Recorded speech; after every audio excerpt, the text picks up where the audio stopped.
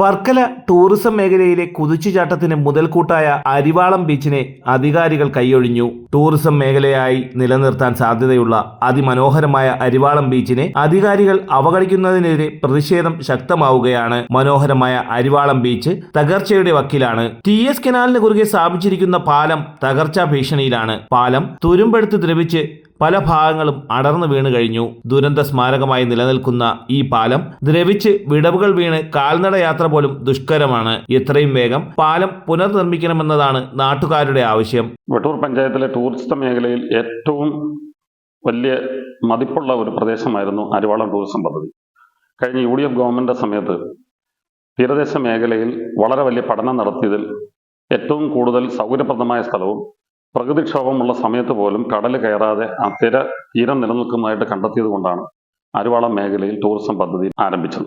ദൗർഭാഗ്യവശാൽ അതിന്റെ പൂർത്തീകരണം കഴിഞ്ഞു ആളുകൾ അതിലേക്ക് വന്നു തുടങ്ങിയ സമയത്താണ് ഗവൺമെന്റ് മാറിയത്. ഗവൺമെന്റ് മാറിയതോടുകൂടി ആ പാർക്കിനെ നോക്കാനും കാണാനും ഇല്ലാത്ത സാഹചര്യത്തിലേക്ക് മുന്നോട്ട് പോയി. ആ പാർക്കിന്റെ നിർമ്മാണവും പുനർ സംവിധാനവും ഒക്കെ പഞ്ചായത്ത് ഏറ്റെടുക്കണമെന്ന് ആവശ്യപ്പെട്ടു. നിരവധി പ്രാവശ്യം ഞാൻ പഞ്ചായത്ത് പ്രസിഡന്റായിരുന്ന സമയത്ത് ടൂറിസം ഡിപ്പാർട്ട്മെന്റിനും ഗവൺമെന്റിനും നിരവധി കത്തുകൾ കൊടുക്കുകയുണ്ടായി.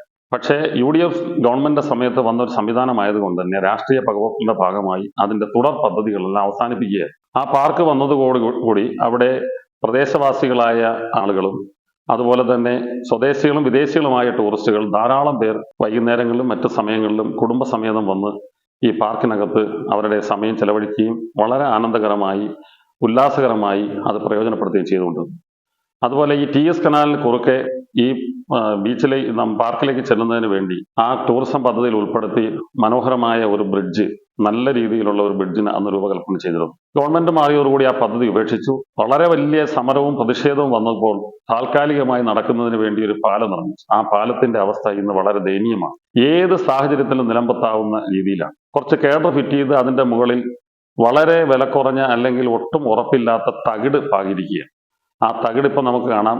അതിന്റെ മിക്ക ഭാഗങ്ങളും തുരുമ്പിച്ചു, അതായത് ഉപ്പിന്റെ കാറ്റടിച്ച് തുരുമ്പിച്ച് വലിയ ഇട വീണിട്ടു.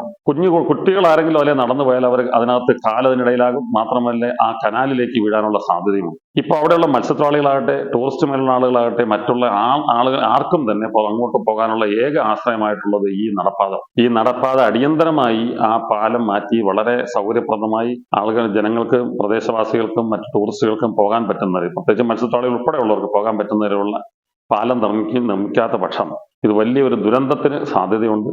കനാലിപ്പോൾ ആഴം കൂട്ടി അവിടെ നടക്കുന്ന വിഷയങ്ങളെക്കുറിച്ച് ഇപ്പം ഞാൻ പറയുന്നില്ല. വളരെ വലിയ പകൽ കൊള്ളയാണ് കനാലിന്റെ ഭാഗമായി കനാൽ വികസനവുമായി ബന്ധപ്പെട്ട് നടന്നുകൊണ്ടിരിക്കുന്നത്. ആ കനാലിന് ആഴം കൂട്ടിയിരിക്കുന്നത് കൊണ്ട് തന്നെ ഈ പാലത്തിൽ നിന്ന് ആരെങ്കിലും താഴെ വീണാൽ അവരുടെ ജീവന് ഹാനിയായിരിക്കും എന്നുള്ളതിൽ യാതൊരു സംശയമില്ല. ഉത്തരവാദിത്തപ്പെട്ടവർ കണ്ണു തുറക്കണം. അടിയന്തരമായി ഈ പാലം അവിടെ സ്ഥാപിച്ചിരിക്കുന്ന ഈ പ്ലേറ്റുകളും താൽക്കാലികമായിട്ടുള്ള തകിട് ഷീറ്റുകളൊക്കെ മാറ്റി വളരെ ബലവത്തായ രീതിയിലുള്ള വാഹന ഗതാഗതത്തോടു കൂടിയുള്ള പാലം അടിയന്തരമായി നിർമ്മിക്കണം എന്നുള്ളതാണ് ആവശ്യം. ഇനിയും ഇതിന് അനാസ്ഥ കാണിച്ചാൽ തീർച്ചയായും സമരപരിപാടികളിലോട്ടായി ഞങ്ങൾ മുന്നോട്ട് പോകും എന്നുള്ള കാര്യം അറിയിക്കും. തലസ്ഥാന വാർത്തകൾ വർക്കല.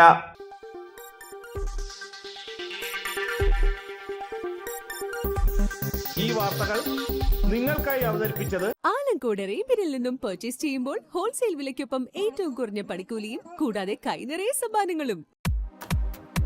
നിങ്ങളുടെ സ്വപ്ന ഭവനങ്ങൾക്ക് ചാരുത പകരാൻ അന്താരാഷ്ട്ര നിലവാരത്തിലുള്ള LED ലൈറ്റുകളുടെയും ബ്രാൻഡഡ് ഇലക്ട്രിക്കൽ, പ്ലംബിംഗ്, സാനിറ്ററി ഫിറ്റിംഗ്സുകളുടെയും വമ്പൻ ശ്രേണി ഒരുക്കി CS ഏജൻസീസ് ആൻഡ് ഇലക്ട്രിക്കൽസ്.